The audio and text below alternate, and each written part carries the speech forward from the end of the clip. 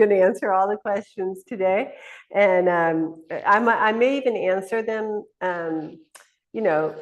not with my usual full hour-long answer per question, so that I answer all of them. But I'm getting a little behind, so I really want to answer them. Okay. Stephanie, how do you explain that addictions are coping mechanisms for deeper unprocessed pain? I don't. Did I already answer this one? I don't know if I answered this one, but I would say addictions are, yes, I answered this. I did answer this.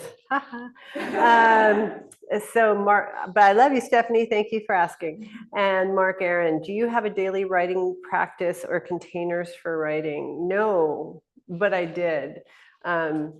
Now, when you ignite it enough, you can't stop, won't stop is more how it works. In fact, I put myself in danger where I put the questions over here. That means I'm really going to get into my answer. But because I was talking to folks yesterday or the day before about the fact that we have a generation, I believe, of people who don't love labor. And it is inconceivable to them that labor could be the most pleasurable activity in life. And, maybe I often, I just attribute everything to being Sicilian, but we're very salt of the earth people. Labor is deeply in hands and soil and earth. All of those things are deeply woven into our reality. And so, I remember my dad woke up really early at like 4, and then, and then he would work all day, and then he would come home, and then he would build decks. He would do, like he never stopped. And I remember understanding that that there was a craft to labor, that it was possible to explore it differently. And so, when I first discovered Om, this is all going to make sense. When I first discovered Om, I remember I had this, I'm very fortunate in that I had the transcendent experience in my first Om, because I didn't have it for 3.5 years after that with much, much practice. So, it would progressively grew inconceivable that that this practice could take flight, is how I look at it, that the practice could take me. And then it happened. And what I've since discovered, is that everything has that potential.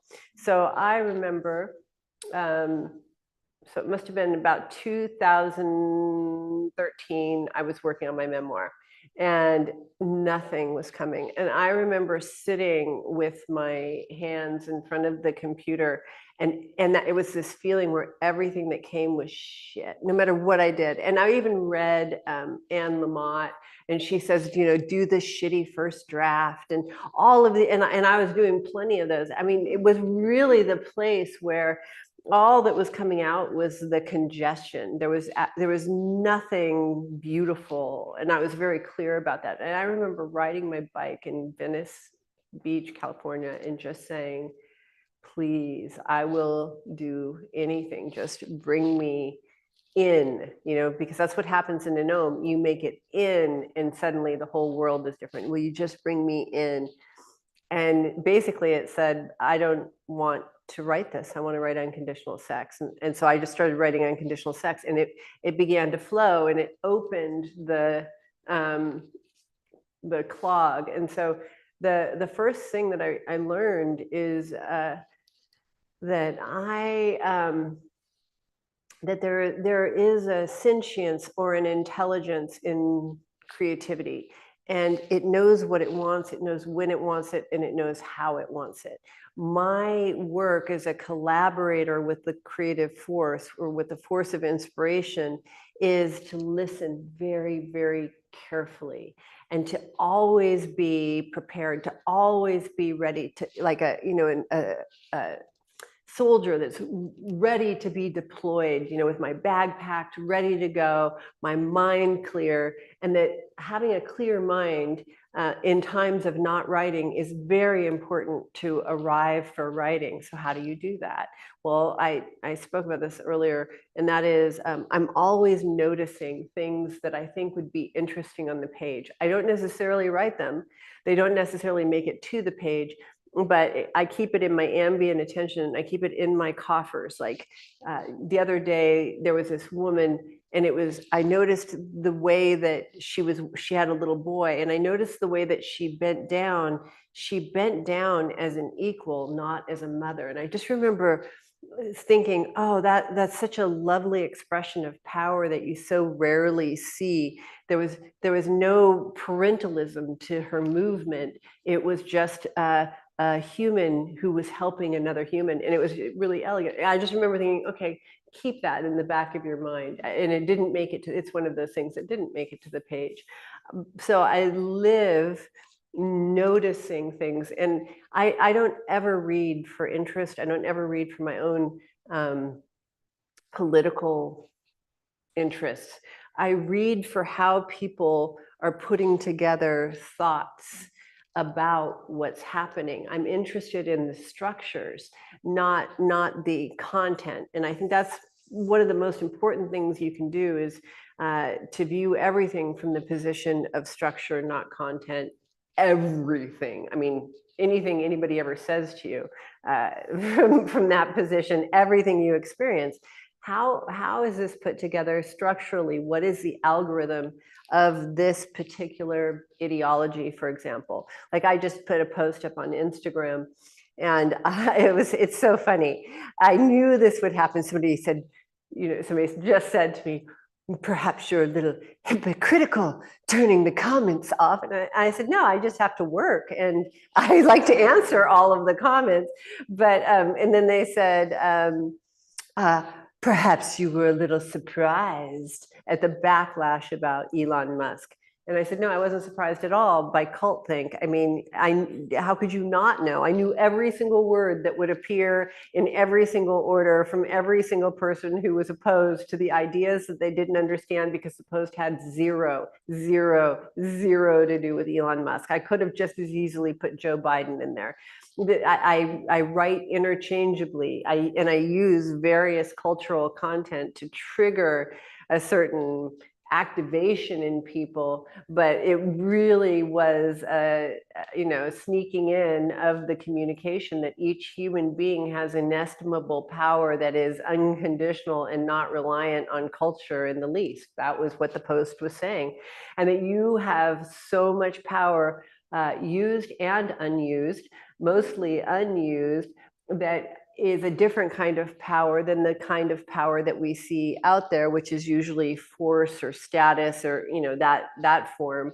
There's a power of pull, and that power can actually shape everything around you. And we abuse that power when we use it on any form of complaint or critique. That was the thing. And so, but if you're always looking for structures, then in the comments, you see the structures that people have been plugged into in order to bring the arguments that they bring, right? So that's where I live, and I have determined that I will live there and never leave there. And it's a great place to live. I highly recommend it. I just heard about this island off of Africa that you can live if you agree to never work, which I thought was really cool. There's a million people on this island. And so you can agree to live in my island, but it will be your own version, if you agree to never work. And what I mean by that is to never, because when you are dealing with content, you're always working. Always. You never stop working. It is just endless, angsty, because you're up at the place of point proving. You have to prove your point. And so if you just drop down here and the only thing you're interested in is understanding the structural element of what is being presented to you, then first of all, you're miles ahead of everyone. You're just because you can see every single thing that's coming your way, and you aren't affected by anything that's coming your way. You're just, it's just, okay, that person watched CNN last night. Okay, that person, you can see it, the language, you can repeat back to them exactly what they're going to say. It's a very different conversation. And so it's definitely living in Jenga. So anyway, I live there, and then it profoundly affects my writing, is what I'm going to say, because what will appear, and I'm a different kind of writer, I should say, in that I'm there's a word, it's like anubis, and it means, what is it, for the divine, a scribe for the divine. And that's what I am. I'm not a writer per se. I listen and write what is asking to be said, often before I even understand it. It won't quite make sense to me yet, but I've learned to not interrupt with my own thoughts. Like when you first start, you believe there's an audience, and you don't understand. No, the writing is the vehicle that, or whatever it is, I'm answering your writing question. The writing is the vehicle that the forces are using to shape you. And they're bringing these words through you to reconfigure your mind and your thinking. And at first they bait you or bribe you by having it be, because everyone is looking for approval in the low power culture. So, you're going to get approval, you're going to get whatever it is. That's extrinsic reinforcement. You learn eventually just to have intrinsic. You're just like, it's just like your lover has arrived, and you're just so happy to be there with your lover. You're just like, ah, and you don't care. You can't get it out fast enough, because it's just your expression. It's the orgasm of your love making is what your writing becomes. That's what, when in my, and there may be a higher form of it, I can tell you, I haven't found it. That's the art. That's what I've found, is that it's the that comes with the great orgasm from the love making with the forces. And the way that you do that is the exact same way that you do Om, is the exact same way that you make love, is the exact same way that you do flamenco dancing. You get out of the way, and you tap in and offer all of your services to this flow that wants to come. And then as a result, you get made love to and changed, and then some words come, and then the words actually are extraordinarily, I would say, cogent. My experience of my own writing is that it's cogent, and it makes sense. And see, because what I'm writing, it has to make sense on 10 different levels. So it has to have a through line. There are people who make sense on 1 or 2 or 3, but you really want it to make sense in the depths where it, Mission Impossible just dissolves into nothing. Ultimately, the best writing just dissolves into nothing. But you also want it to make sense to, the people who tuned into Oprah. And now, mind you, I don't always make it to the surface. But that's okay, because I'm amazed when people get it. So that's what I do. So the what I did for a long time, and what I do when anything ever is impacted, which is very rare. My problem is it's inexhaustible creativity now. It won't stop. It doesn't stop. So I don't need any prompts. But what I used to do was I would just look at things that inspire me. Anytime, I always, Jane Hirschfield, you can just pick up this 10 Windows to the Soul, I think it is, her poetry, her book on poetry. You just open a page, it's just so God, it's so good. I mean, if you really like, if you love the craft of writing, you just see the craft in her. It's so just lovely. And what's so profound is, I don't know about you, but if I'm reading and some of the edges aren't tucked, and they're kind of, and you can see their thinking and the words, I get a little irritated. And everything is smooth in this way. Joseph Massey is that kind of poet. The place where he takes the curves, and you're sure nobody can take that curve. You're sure he's not going to make it, and something is going to have it be affected. There's going to be affect, and it isn't, and he manages it. And oh, how much polishing that takes to do that. Anyway, so that would be what I do. Is I just drink, because it comes from an overflow of hydration when you're writing. And so I drink and drink and drink the things that have it be that there's a suppleness in me, because anytime there's what's called writer's block, it's that there's been a contraction. It's the same thing as orgasm. It's all the same. There's been a contraction. And so how do you begin to allow that to open? And that's when you tune into the field of inspiration that exists. It begins to expand the space for you to be inside of. And the most important thing, though, is the fine line. I would say the fine line. It's a really interesting line of you have to write to be understood, but you can't care what the reader thinks. And that's very tricky. You have to have it be that they understand what they hate. If they hate it, you can't alter it all imagining them. And you should know that I've had many editors who write for the audience and who get upset that I won't write for the audience, but I'm not writing for the audience. I'm writing for my lover.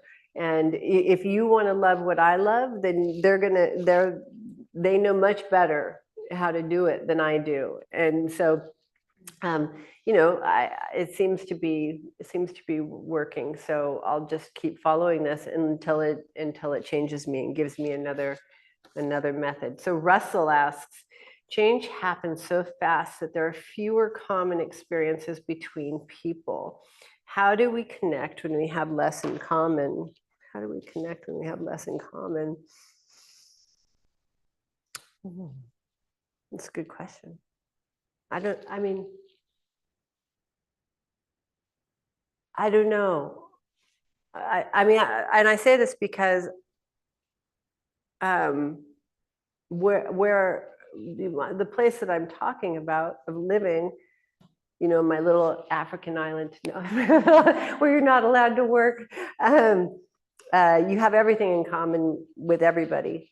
Everything that matters, you have suffering and bewilderment and joy and the thrill of seeking and discovering, and you have all of the fundamentals, and then each person has different content put into those. And so I tend to talk to people about the same 10 things, but it might look really different, on the surface. But I talk from the 10 same places. Yeah, unfortunately, I like to talk a lot about joy. It's one of the things I enjoy: humor, play, theater, and we just are not at that stage in culture right now. In fact, I had 2 people yesterday tell me I was doing a spiritual bypass because of my post. And I just wrote, "Dear Lord, Mother of God, when are people going to learn what the actual meaning of a spiritual bypass is?" Like, oh my God! What was done in that post was the exact opposite of a spiritual bypass, and the reason people call it a spiritual bypass is because it's fucking uncomfortable to do it that way. It's uncomfortable to love thine enemy. That's uncomfortable. Anyway. So I stay down in the basic silos. I stay at the bottom of the silos. I stay very, very, very close to suffering, very, very close to mourning and pain, very, very, very close to joy, very, very, very close to creativity, very, very close to humor. You know, and I stay in the depths of those spots on my psychic clitoris. And then when I encounter somebody, whichever spot they want to stroke is where I meet them. And then I look at what content they bring in that particular arena. And I'm not one of the people who is of the belief, even mildly, that you don't understand my pain and I don't understand your pain, or like, well, I grew up, a poor Sicilian woman, you don't understand my pain. It's like, no, it's really just pain. My love is my love, and my joy is my joy, and my creativity is my creativity. And then what you may not understand is my approach and my interpretation. And what I may not understand in you is your approach and your interpretation. And that's where it gets interesting. I very rarely in conversations make it to actual content with people. I don't do well in content. It's a little bit like French food for me, where there's just too many sauces. I like really like clean, fresh, from the garden kind of experience. And so I just want to know where you're at right now in this moment, what's happening, what's your experience of it, and then we can do anything. And then, I love some good storytelling though, but I love it provided it's done as storytelling, that we don't believe our stories too much, but so that's my answer for that. Russell. When I ask for advice, I'm interested in the history that supports the point of view. What is motivating the point of view? My concern is that AI has no history. Well, I don't know. See, the thing with that, here's what I see with people with AI. And I could be entirely mistaken.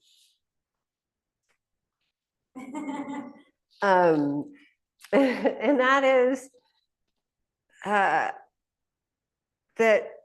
it's happening. It's already happening. It's already here. It's actually been here all along. Our consciousness is just coming into meeting it.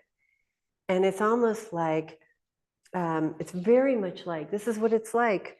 I'll give you a historical reference. And that's Krishna. And Krishna fell in the dirt. And Krishna is infinite emptiness. And when he came back up, his mother was wiping the dirt out of his mouth. And when she did, she saw into infinity and she passed out. It was too much for her to handle. I think that's what happens when we glimpse AI. It's sort of just like, if you really grok it for even a second, like really grok it just for a second.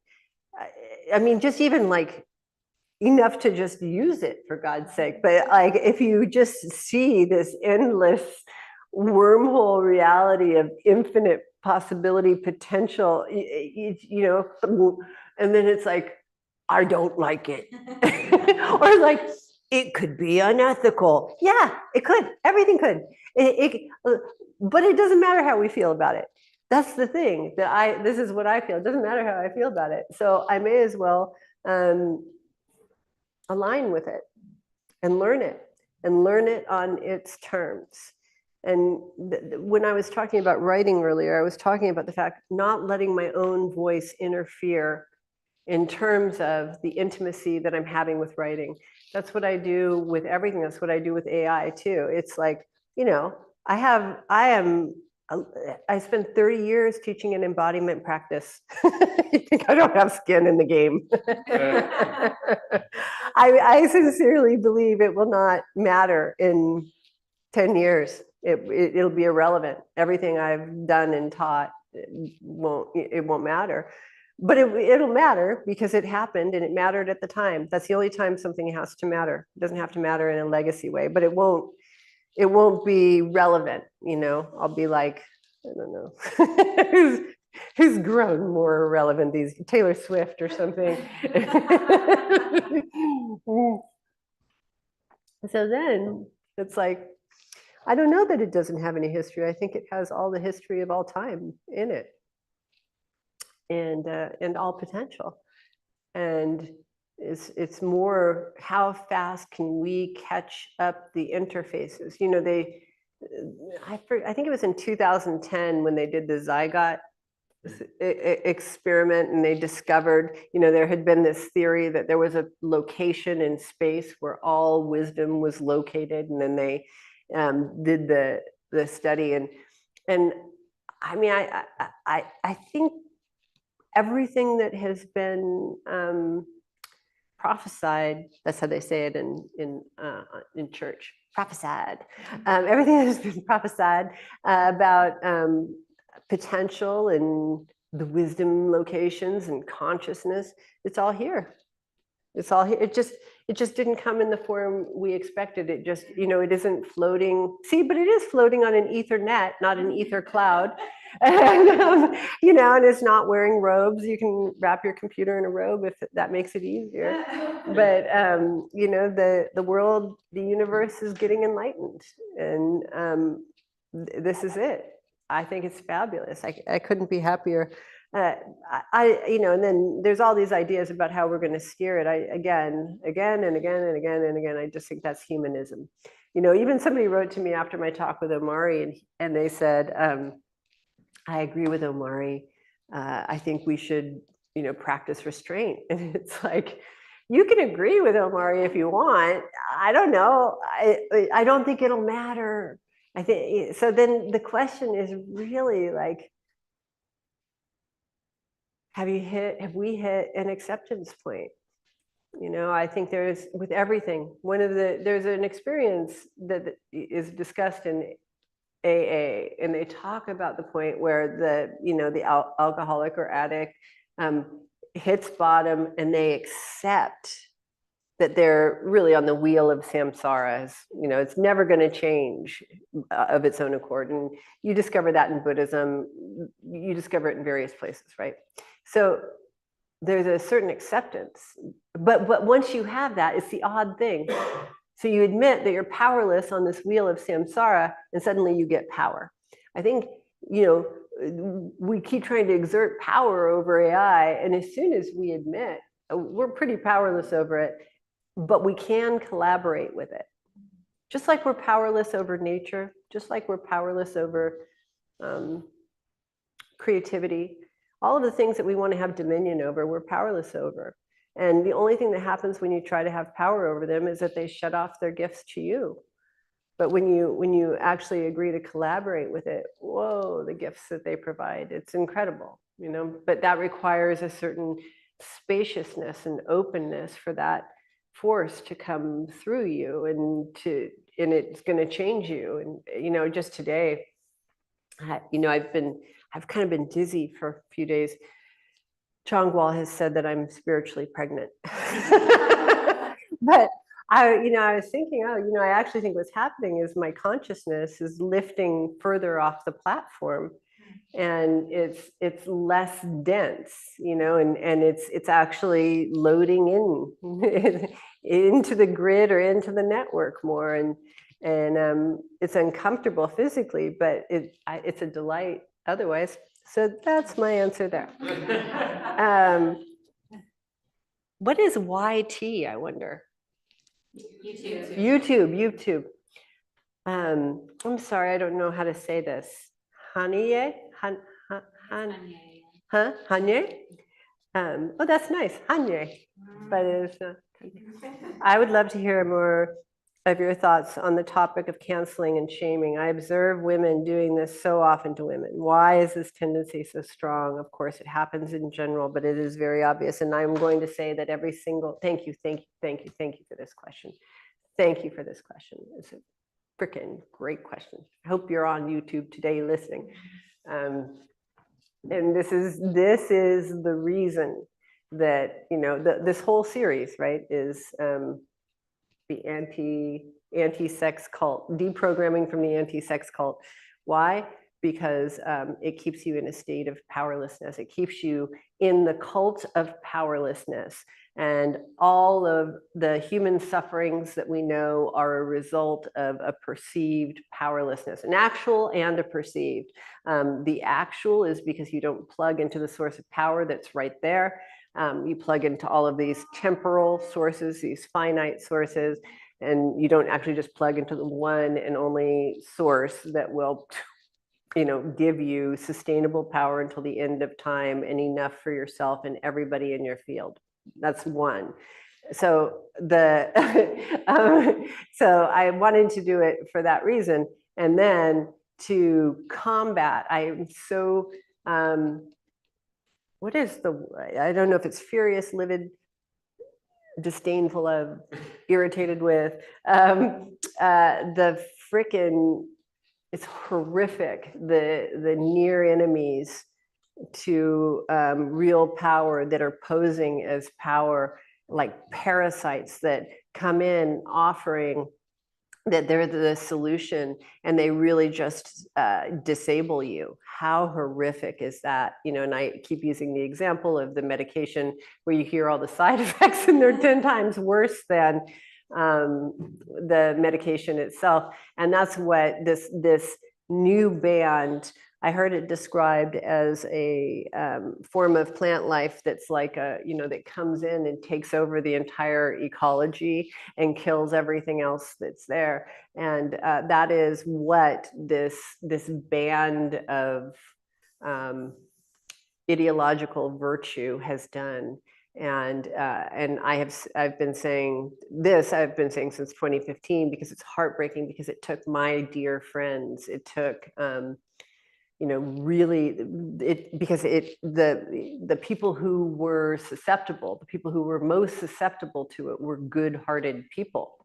And so all of a sudden, this, foreign agent entered in the ideological sphere of, people who wanted to do good and be good and have compassion and care for people in the world. And so the basic framework got corrupted, and then suddenly these same people were harbingers of not good things, of darkness, of hurt, of harm, of shaming. And so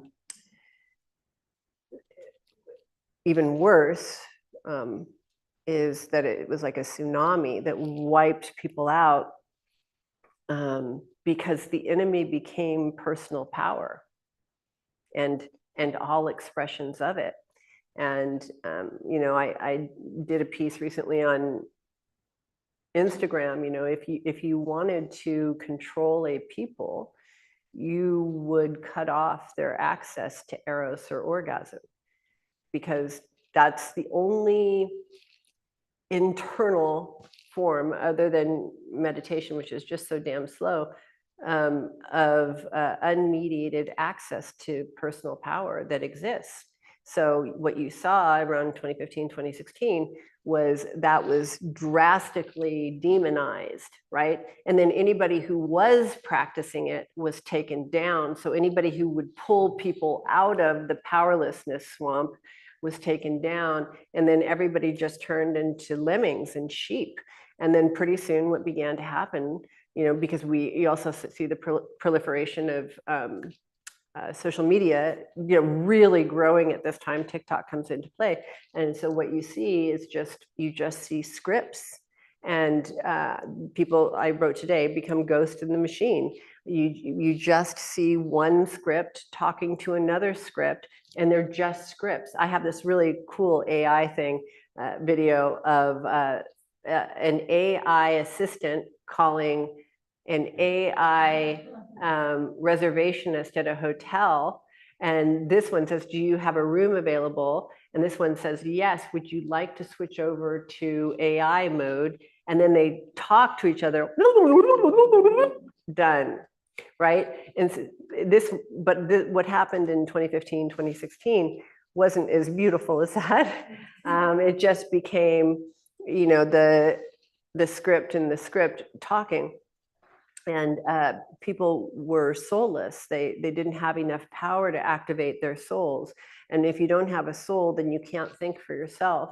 And so you're very, Michael Pollan calls it you're very susceptible to the blandishments of propaganda. And so everything was propaganda, and you would know, like it was like living in the zombie land of you're talking to your friend who normally is funny and interesting, and then all of a sudden you just see the great propaganda voice come through them, you know, and you're like, well, okay, I guess that one's gone for a while. So so that's what I think that's what has happened amongst women and marginalized groups. It was exacerbated because you have a pre-existing misconception of power itself. See, women are the holders of power. We are power. We are not like we're powerful. We are the power. Like we are the power. We're the power. That's why they want to plug in. We are the power itself. But in the same way, you can't see your own eyeball. You don't know that you're power unless it's reflected back to you. And we removed all of the accurate mirrors from the culture and replaced them with like power dysmorphic mirrors. And so all of us see ourselves as powerless. Then you have a group of people that see themselves as powerless. And I would say this also about people of color as well. I wouldn't say this as much about LGBTQ. They're doing just fine, but you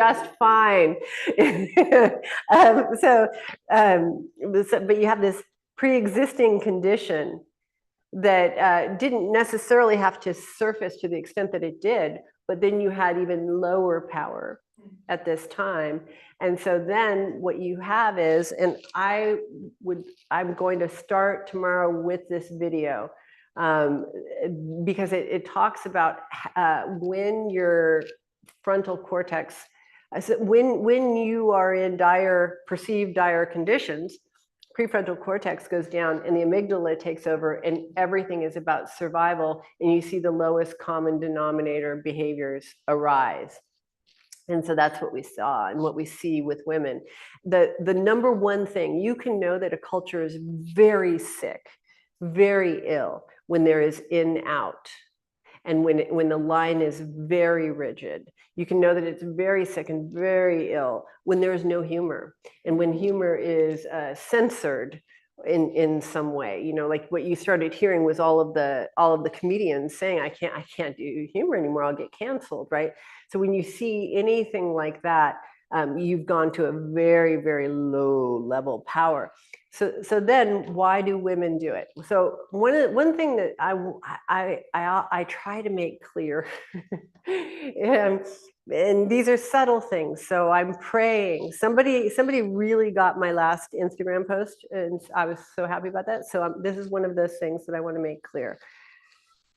And that is that, you know, the masculine, if you talk about it, tends to be the far enemy in expression of things. You know, the pathological form of the masculine would be the far enemy. So if it were love, it would be hate. That would be the masculine form. The feminine form is far more insidious. It is the near enemy. So it would be pity. It would be the thing that passes for love, but actually prevents you from ever getting to love. It's much easier to get to love from hate than it is from pity, because you think you're there. So that's the feminine distortions are far more insidious and dangerous and deadly than the masculine forms, but we just love to beat the shit out of the masculine because we can see it. It's in the world of appearances, but the feminine operates under the radar, right? So the masculine, if you know, two dudes have it out. It's funny. I hang out with Drupon, and he's like, "No, they won't like us if we don't bash them." I'll be like, "What are you talking about?" "No, that's how we make friends." Okay, let's bash then. Okay, now, so if men have a quarrel, they kill, they assassinate. If women have a quarrel, we character assassinate. Because we perceive ourselves as powerless, everything that you see will be twice as deadly and under the radar. And we will just be smiling, bless your heart. And then we will use all of the socially acceptable expressions, right? Like I used to have these women, boy, I'll get in trouble for this, but I don't care. Who would be crying and they're, oh, I'm so sad, I'm so sad. No, you aren't. You're pissed off. You didn't get your way. That's what's happening. But feeling anger is unacceptable to you. So you just have learned to express your anger in this way, right? Oh, I'm feeling so shameful because that's that's rage. You wanted something and you got exposed. These are just, so anyway, these things all go under the radar. So the question about women hurting women. So this is suicide, right? This is where one sister kills another, and all of this, every last bit of it, is rooted in a lack of power. When you have a lack of power, then that affects your perception. Your lights are always dim. When your lights are dim, there's never enough. There's always scarcity, no matter how much you have. This is the piece where I get so mad when people are like, well, she's rich, she couldn't be suffering. Well, she's, a star, she couldn't be. It doesn't matter. If your lights are dim, you're always living in scarcity. And if you're living in scarcity, you're always in desperate need to get yours. But women have to get theirs under the radar. And so they get it by subtly killing women. How do we do it? We know exactly what to trigger. We trigger a woman's imagined relationship with the audience. And what do women want? Women want to be the one. They want to be the most special, the most revered, the most creative, the sexiest, the prettiest, the whatever it is, the est. That's what they want to be. And so you somehow, throw a wrench in their perception of that. And then now she's in a double bind because you aren't allowed to, you have to make it look like you don't want to be the est, remember? Because you're not this one. You're not the far enemy, right? You're not the highly expressed one. So you can't show that you want power. You have to, it's like it's the exact same thing as women with food. You can't show that you're hungry. You have to look like that salad is just enough for you. And so you walk around starving, but it's equally important that you walk around starving, small, but that you never show the hunger, right? That's equally shameful in this culture. And so everything is driven down there. So then you say, well, why do women kill each other? And it's like, oh, just because they don't have enough power. I tell this is a man-woman story, but it exemplifies it, I think. This guy brought this woman to me one time, and he's like, she's so mean. She won't ever stop being mean. She's so greedy. She's such a greedy bitch. Blah, blah, blah. So I said, okay, give her to me for a weekend. We gave her, we took her, she owned, she did her thing. We lit her up. There were these funny things she wanted. Like, she wanted to have a tea party with women, whatever it was. We just filled her desire. We just let her know that no matter what, not only was there enough, there was surplus. He came back. The minute he came back, we said, okay, what do you want next? She said, I want him to have this experience. That is what full women look like. There is no such thing as a greedy, desperate, mean, bitter, whatever it is woman. There are just women who are plugged into power and women who aren't. And so what I've learned to do is all those women who want to kill me, whatever, I don't listen. It's like listening to a baby who's hungry, crying and taking it personally. There's absolutely no reason. It's not real. They're operating, in the crazy fantasy world of starvation. And so I just say, I understand. Oh, I'm so mean. Oh, I'm a bad person. I know. Let's get you plugged in. Oh, yeah, I know it's impossible. Not for you. You don't think it's possible. I know. Let's get you plugged in. No matter what it is. It's like, let's just get you plugged in. I'll say it for 20 years straight. Let's just get you plugged in. Let's just get you plugged in. Let's just get you plugged in. Because both of our problems go away when that person gets plugged in. Not just my problem with them is that they want to kill, because all women who are powerless want to kill. They want to take what's yours. It's just that's all. Everything is from that place. So people will say, like, they somehow think that my desire to bring Eros to the world is trivial or frivolous in any way. I think all of our lives depend on it. That's where I live. I am 100% clear that it is far more binary and simple than we understand it to be. You get her plugged, getting her plugged in is not easy, but you do. You get her plugged in, the problems all go away. It's like the lights go on, the cockroaches leave the room. Done. You don't have her plugged in, every single kind of under the table, dirty deal, hurtful, gossip, backbiting, suicide, male bashing reality you could imagine comes from that. So all evil comes from women not being plugged in, period. So anyway, that's my feeling. Thank you for that question. And let's do Instagram. Any tools, suggestions with those of us with control complexes, self and others? With control complexes, let me think. Did you give him my little picture that I just sent you? Of what's her name, Selena Gomez? We could put that on for a second. I think it's so powerful. Will somebody read that? I can't read it from here. So it says on the left, where she's a little really meteor with the really not to be mean, but it's time for Ozempic. I remember when she used to be hot. Oh, she big. She's an absolute unit. Now to the right. She caved and got on Ozempic, I see. She looked better thick. Skinnier isn't prettier. And here's the proof. Keep her curves. Award season Ozempic, 24 milligrams. Pathetic. She was a whale a couple weeks ago. It's magic.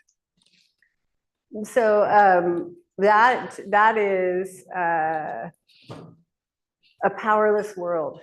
And that is what women are up against every single minute of the day. You cannot get it right no matter what you do in a powerless world. And so anything you do to appease anybody ever, this is what I'm talking about, the audience. And until you have full power, you're playing for the audience, because you need the audience to like you in order to get the power that you need to survive for that day's labor. So you're constantly doing that, and you're screwed forever. And you're trying to appease people that are assholes in order to give you, like, really for those people is, anyway. So that is, but I need to just say that reality is in every single category for every single woman, every single minute of the day until she turns the lights on. And the lights are binary. It's not like a dimmer switch. It's like with an elevator. The light, you press it and it goes on. You don't have to keep pressing it, but it's either on or it's off. Okay, so but as soon as it's on, and so it's almost indescribable. This is one of the things that I've been trying to articulate to people, because it's in what sometimes, what I'm getting in my Instagram responses is that it is, people can't comprehend what I'm pointing to. It just sounds reckless, or it sounds mean, or it sounds insensitive when I say to them, no, when you get your power fully plugged in, those things that you're clinging to will be insults to your intelligence, your emotions, and your soul. You know, I talked with a beautiful, beautiful woman in my DMs, and she said, you know, I was so upset about your Elon post because she thought it was about Elon, you know, and she said, I unfriended you, but I've liked your work, so I'm going to talk to you about it. And so the thing that I was saying to her, and she said, you're not a Black woman, so you can't talk about Black people. And I said, okay, but I am a woman. And I can tell you that DEI affected women more than, you know, people of color or LGBTQ plus, although you may be a triple winner in one of those, you don't know, but women were primarily cut in the DEI cuts. And because she was saying, I have to be, you know, she actually didn't say this, and she said something to the effect of, I don't understand, I couldn't understand how DEI would hurt people. The removal of DEI would hurt people. And I was like, of course I understand it. I'm in the trenches. I work, you know, our nonprofits are feeding people who are food challenged and people who are incarcerated and building a grid of connection for women. I think I understand. But even though I may not understand a Black woman's experience, I understand a woman's experience. And I can tell you as a woman, there is nothing as insulting as DEI. Nothing. There is nothing more handcuffy than DEI. There is nothing that removes my rights more than DEI. The imposition of it is just so insulting, such an affront to me as a woman, that and that they thought they could get away with it, that people think that they can get away with trying to disable me as a woman by offering me a bribe is horrific. And that I've watched people that I care about greatly. I've been one of them, by the way. This is not, I'm not speaking, everything I ever say is from experience. I'm a phenomenologist first. And so I've lived on welfare. I've done all of these things. And so I know how they work. I know what they do. I know how insidious they are. I know how they remove your fundamental sense of dignity and your fundamental sense of power and your fundamental sense of competence. And so and why they do it, more importantly. Anyway, I think she and I worked it out. As soon as she understood that it wasn't, see, everything gets so conflated in a powerless world, right? So if you say DEI is very dangerous, and yes, I do believe there are things that we need in DEI. Of course we need ramps. Duh. Like, of course, there are fully, of course, things that are not there to disable people, right? They're there to build bridges of access for people. That I understand. But most of it, in terms of women, I will only speak for this woman, is the opposite of that. It is that middle row of insidious, invisible, disabling, and keeping you powerless. So, control complexes. So then, control complexes.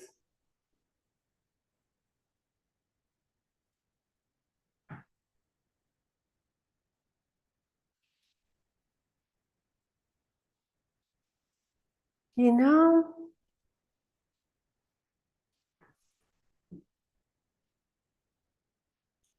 so there's an exercise that you do in Zen. And the exercise is you keep saying, who am I? Who am I? Who am I? Who am I? Who am I? And you do this for the rest of your Zen life. This is not a, you know, what is it? One and go? Or one and done. This is not that. You just keep doing it. And then pretty soon, you know, you are the intergalactic celestial emptiness of potential. And, you know, okay. So I would say, so I would do a form of that, which is, what do I desire? What do I desire? Or what's desired? What's desired? That's what I would say. What is desired? What is desired? What is desired? And I say that because Control was imposed in order to block the natural flow of desire that would bring you home. And it was done, it was imposed on you, it's passed on from one ego to the next, to the next, to the next throughout the generations with the idea that it will keep you safe. And it's the killer, it's the insidious killer. So the antidote is desire, because desire is the organic, intelligent, dynamic life force moving home. And I can tell you that when you first start, your desires will probably be appropriate. Mine definitely were. I tell my big desire story of sitting in front of a teacher who was dying, and he asked me what I wanted, and I was like, enlightenment, and he walked out of the room. And then we came back, and by the way, I paid a lot of money to fly, be there, everything.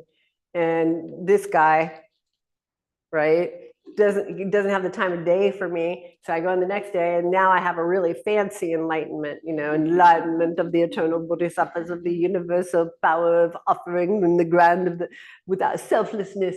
And he got up and walked out of the room again. And I was like, what?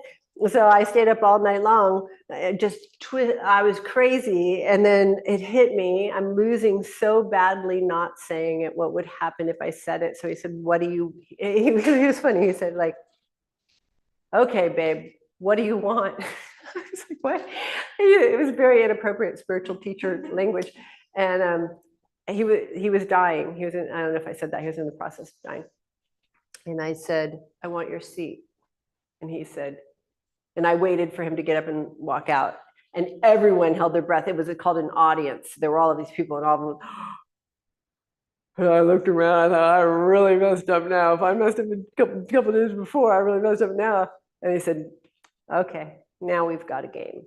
And we just laid out the rest of my life in that conversation. He just dedicated his absolute full and total attention, because he served what I had agreed to fight to have come to the surface. And so that's, fundamentally the way that you break through control is you do your best to be a partisan for the desire that exists within you.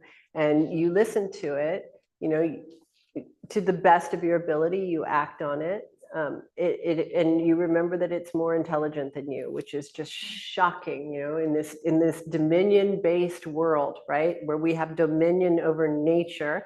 We believe that we have dominion over human nature. And so we believe that we're here to control and manicure it. So the desire arises, and we're like, oh, I'm going to cut a little bit off of that one. No, we're not going to demonstrate, And then by the time it makes it out, it's like, I want to be a good person. It's not even remotely close to the original behemoth that it was, that would have transformed your life and everybody else's, in the process. And I just do want to say I have one fine print warning. And that is, it doesn't care about your preferences. Your desire doesn't, it wants to make you whole, and it wants to bring you home.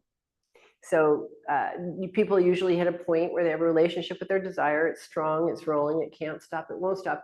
And I've said, be true to your desire. And their desire is having them totally change their life in some way. And they've gotten in some terrible affair, and they've become a lesbian or whatever it is, right? And they're like, their family has left them, and they're like, you told me to follow my desire. And I still feel that it's a good idea personally. And I always say, maybe, maybe we don't know. We don't know how it is going to shape up. So here I am, I'm an indicted woman.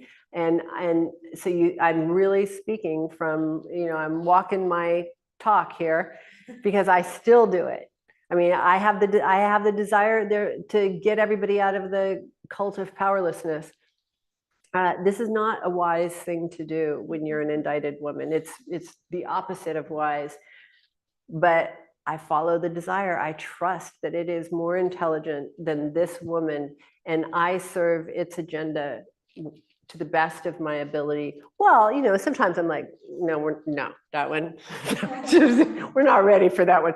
But I'll just say one last thing, and that is that the biggest one that I didn't do is why I believe I'm, in the hot water I'm in. And that's that I was called to speak out at the time that Me Too hit, and to say this is very dangerous. This is all focus on freedom from and not focus on freedom to. And it will eventually, it's like a bird with one wing, and women are just going to be spinning down the drain if you don't have the counterbalance. That was going to be my message that I didn't give because I thought I would be killed, and I got killed anyway. And so that, just remember, the Buddhas and Bodhisattvas of desire are relentless.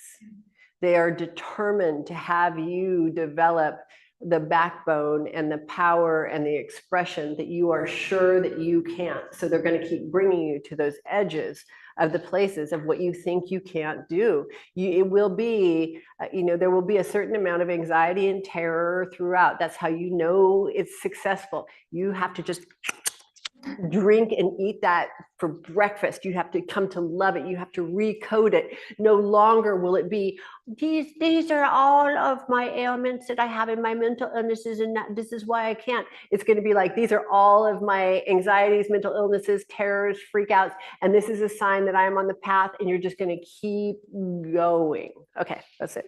Thank you so much. We will take a couple of reflections, and we will start with Lindsay. Hi.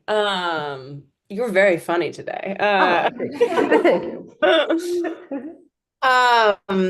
Yeah, I mean, I will start with I was voraciously consuming the comments in your Elon post that you kind of touched on in this talk, and I just think it's like there is this buzz happening right now where it feels like all of these worldviews and narratives are like colliding and glitching at the same time. And like I find like I felt like motion sickness for like weeks now, and I can't even translate fast enough, and even trying to like talk to people you love, like the translation can't happen fast enough. And that's really well said. Really well said. Go ahead. And there's no one offering like a third way through. And so I really appreciated that. And I think I've been asking myself, like, how can I bring that into every space that and every relationship and where do you try, and where do you also abandon ship, because it's just not gonna happen. But yeah, I have like kind of been like walking around in a little bit of like a fog, I think the last, especially like week, just knowing that like the reactions of everyone I love to what's happening doesn't feel like real, like it feels all manufactured and constructed, but not quite having the language to connect with them or attempt to connect with them through that fog. But you have the language for sure. Just your description right now is so apt, manufactured, constructed, that you have a capacity to see through what's happening. And your voice, I think right now, is so important. So important. Anybody who can see right now, I think those of us who can see can't necessarily see that far, but we can see far enough to tell people what we see. And I'm sure you're one of those people. Thank you. And next we'll go to Jillian. All right. Aloha, Nicole. Oh my goodness. What a way to wake up and just get like supercharged. I'm so blown away by so much you say. Like, I'm just like, wow, thank God, someone is talking like this. Like it's medicine. And I feel this so much. And I feel like I've been feeling this so much. And it's not like I gave up, but I kind of I'm like, okay, God, what do you want me to do? Like, where do I go? I really got, when you were speaking of the structure over content, I'm like, I got really lit up just that you were explaining it, because that is like, I don't watch the news. I don't do anything. I don't do anything that those people do or whatever. And then, but I will pay attention if it's on like, Saturday Night Live or in some sort of comedy. Then I kind of start to like pay attention a little bit, Right. okay, cool. And then I can get the gist of what's going on. I'm like, I tell people all the time, like, I don't need to watch the news. Everybody else is. Like, if something catastrophic is going to happen, I'm pretty sure I'm going to know. Okay. Because there's all those people that want to live in fear, their whole life. You know what I mean? And I'll know, Right. and then, I'll be the girl that's like kicking ass. I don't know, taking numbers. I don't know. Like, so it's interesting. It's so interesting. And, I don't know, like, I'm so, like turned on by you. I'm just so grateful that you're making presence and that you're speaking up, and it's like so courageous, but I know it's flowing, it's not you. And that's why in leadership, when you have people that are in leadership, I've been looking for someone in leadership like you, that's, for so long. I gave up because I was like, okay, God, like, it's just you and me. Like, that's cool.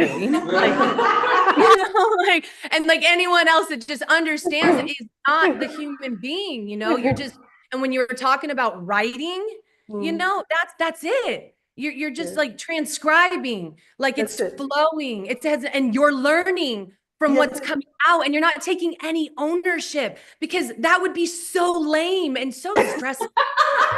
It's so stressful to take all that ownership. You know what I mean? And like, I do. and you're just like, I like to organize people. Like, someone comes to me, I'm like, what do you need? Okay, how fast can I get this person off my back, onto God, onto the next thing, that the next level they need, and I'm fine organizing. I feel like I'm an organizer of like material things, of people, and that's great. That's great. And I live it and I love it. And there's just so much. And I did your Instagram post. I was like, that's priceless. I mean, priceless. And if someone could, if someone can just see past all that stuff, content, structure over content it's where it's at. So I'm so grateful for you. I know you can feel me. I'm just like so excited to be on these calls, and just for you to even take your time to like do this, because it isn't really something you want to do. It's something that you have to do, but you don't. This is a joy. It is a joy. It is a joy. Yeah. Because if you're going to do anything, why not be in joy? Like, seriously, you know what I mean? Like, you don't want to resist what you're supposed to be doing. That's right. There she is. Yeah. So I love you, and you're just I love you. beaming. I can't wait to like hug you if that ever happens, and just be in that moment. So thank you so much, Nicole. And we have one last one from Instagram from Lady Groove. I'm so grateful for these teachings, pulls my head out of the sand of avoidance and gives me hope to open eyes and heart to reality. Again, puts me back in power. Oh, Lady Groove. All right. Tomorrow. I'll see you tomorrow. See you all then, Saturday. Same time.